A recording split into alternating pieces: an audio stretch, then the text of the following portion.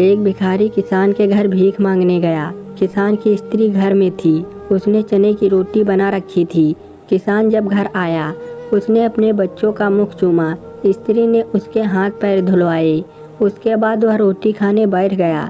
स्त्री ने एक मुट्ठी चना भिखारी को डाल दिया। भिखारी चना लेकर चल दिया। रास्ते में भिखारी सोचने लगा, हमारा भी कोई जीवन है। दिन भर कुत्ते की तरह मांगते फिरते हैं, फिर स्वयं बनाना पड़ता है।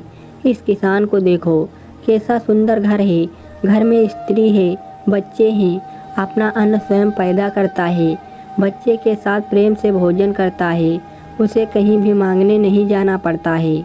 वास्तव में सुखी तो यह किसान है। इधर वह किसान रोटी खाते खाते अपनी स्त्री से कहने लगा, बड़ा बैल बहुत बुढ़ा हो गया है। अब वह किसी भी तरह काम नहीं करता। यदि कहीं से कुछ रुपयों का इंतजाम हो जाए तो इस साल का काम चले।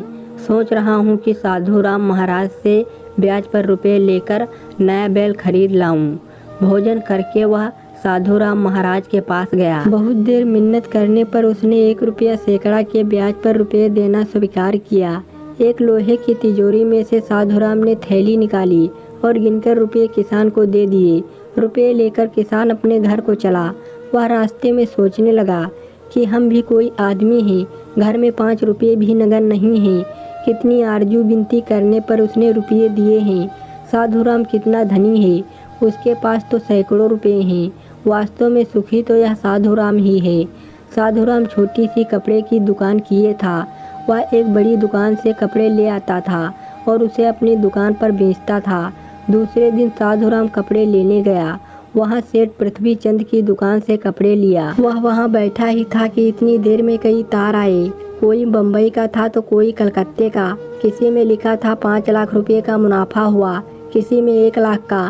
साधु महाजन यह सब देखता रहा और कपड़ा लेकर वहाँ से चला आया। रास्ते में सोचने लगा कि हम भी कोई आदमी हैं।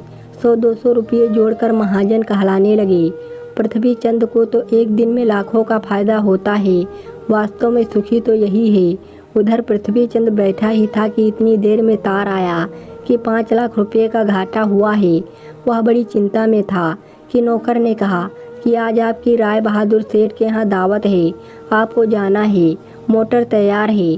पृथ्वी चंद मोटर पर चढ़कर राय बहादुर की कोठी पर चला गया। वहाँ कलेक्टर और कमिश्नर आदि बड़े बड़े अधिकारी हाथ मिला रहे थे। बड़े बड़े सेठ खड़े थे। वहाँ पृथ्वी चंद को कौन पूछता। वह भी एक कुर्सी पर जाकर बैठ गया। वहाँ लाट साहब भी आए हुए थे। राय बहादुर से हाथ मिलाया, उसके साथ चाय पी और चले गए। पृथ्वी चंद अपनी मोटर से लौट रहे थे। रास्ते में सोचते हैं कि हम भी कोई सेठ हैं। 5 लाख के घाटे से ही घबरा गए। राय बहादुर का कैसे ठाठ है कि लाट साहब उससे हाथ मिलाते हैं। वास्तव में सुखी तो ये ही है। दोस्तों, कहानी का मतलब यही है कि वास्तव में सुखी वही है जिसके पास संतोष रूपी धन है। कहानी अच्छी लगी हो दोस्तों तो लाइक और सब्सक्राइब करिए।